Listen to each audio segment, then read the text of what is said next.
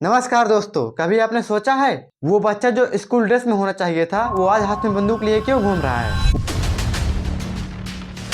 वो बच्चा जिसे किताबें पढ़ना चाहिए था वो आज किसी गैंग का हिस्सा क्यों बन रहा है और बोलता है हमसे जो टकराएगा मिट्टी में मिल जाएगा। भारत के बच्चे अब धीरे धीरे माफिया बनते जा रहे हैं। National crime record bureau (NCRB) data के अनुसार पिछले 10 सालों में जुवेनाइल क्राइम यानी कि किशोरा अपराध 170% बढ़ गया है। 14 से 18 वर्ष के बच्चे अब सिर्फ चोरी या झगड़ा ही नहीं कर रहे हैं बल्कि हत्या, ड्रग्स, गैंग्स वार जैसे केस में भी उतर गए हैं। और सबसे डरावनी बात, कई बार तो बच्चे बोलते हैं भाई बनने में बड़ी मजा आता है। मेरठ का 15 साल का चिंटू जो कभी क्रिकेट खेलता था सपने से पुलिस बनने के, पर जब घर में पैसों की कमी हुई तो स्कूल छोड़कर काम ढूंढने निकला, लेकिन गलती से एक दिन किसी गैंग का मैसेंजर बन गया और 2 साल बाद वही चिंटू अब चिंटू डॉन के नाम से जाना जाता है। उसे तभी से लगने लगा कि रिस्पेक्ट किताब से नहीं डर से मिलेगा। यहीं से शुरू होता है वो रास्ता जो एक बच्चे को इंसान से माफिया बना देता है। सवाल ये है आखिर ये बच्चे ऐसा कर क्यों रहे हैं? आइए बताता हूँ। रीजन फर्स्ट, कुछ बच्चों की आर्थिक स्थिति बहुत ही कमजोर होती है तब मजबूरी में उन्हें गलत कदम उठाने पड़ जाते हैं। नंबर सेकेंड, ब्रोकन फैमिली और घर का माहौल। जब बच्चा घर में गेम जैसे कि फ्री फायर खेल रहा हो, अगर उसकी मम्मी बीच में फोन छीन लेती है तब बच्चा पूरा घर सर पर उठा लेता है।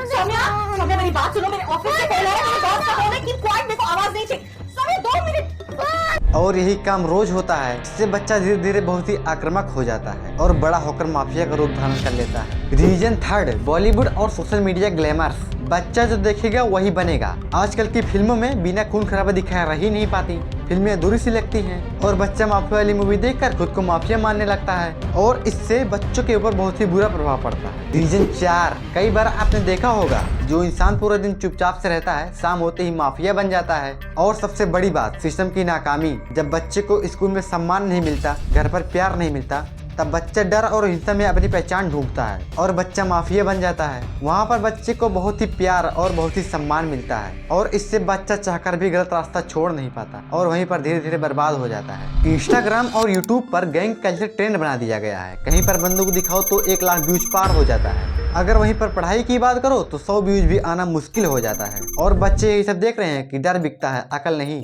और यही सोच उन बच्चों को अंधेरे में खींच ले जाती है और जिससे बच्चे गलत काम कर बैठते हैं। हार्वर्ड की एक शीट कहती है अगर बच्चे को 13 की उम्र से पहले ही आइडेंटिटी क्राइसिस होता तो वो बच्चा किसी भी गैंग या ग्रुप का हिस्सा बनने के लिए डिस्परेट होता। उसे बस चाहिए बिलोंगिनेस और वही बिलोंगिनेस उसे गलत रास्ते में पहुंचा देती है। सच्चाई तो ये है, पुलिस, स्कूल और पेरेंट्स तीनों अपने अपने जगह पर फेल हो चुके हैं क्योंकि किसी ने इन बच्चों को सुना ही नहीं। सब लोग सिर्फ सजा ही देने जानते हैं, एक थप्पड़ लगाओ बच्चा सीधा हो जाएगा, पर असलियत में बच्चा इससे और भी ज्यादा बिगड़ जाता है। लेकिन उम्मीद अभी बाकी है। कुछ NGO और स्कूल्स ने रिहेबिलिटेशन प्रोजेक्ट शुरू कर दिए हैं जहां पर इन बच्चों को क्रिमिनल नहीं कंफ्यूज्ड माना जाता है, जहां पर उन्हें काम, थेरेपी और रिस्पेक्ट मिलती है, जिससे कई बच्चे अपनी जिंदगी बदल रहे हैं। क्योंकि याद रखो, हर बच्चा जन्म से अच्छा होता है, बस उसे हालात बदल देते हैं। अगर रास्ते में जाते हुए किसी बच्चे को देखो तो उसे माफिया मत कहो, उससे पहले पूछो क्यों, क्योंकि ये कहानी सिर्फ उसी की नहीं है, पूरे देश की है जहाँ पर अब बचपन धीरे धीरे खत्म हो रहा है। अगर हम बचपन को बचा लें तो माफिया खुद ब खुद खत्म हो जाएगा।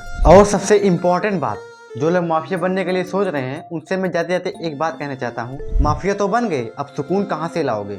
माफिया लोग को हर वक्त डर लगा रहता है, कहीं मुझे पुलिस टपका देगी या मुझसे बड़ा कोई माफिया आएगा मुझे मार देगा। जिस तरह हम और आप दिवाली में पटाखे फोड़ते हैं, ठेले पर खड़े होकर मोमोज खाते हैं, माफिया लोग के नसीब में ये सब नहीं होता। उन्हें हर वक्त डर डर कर जीना पड़ता है। जाते जाते ये वाली वीडियो भी देख लेना। बहुत बहुत धन्यवाद।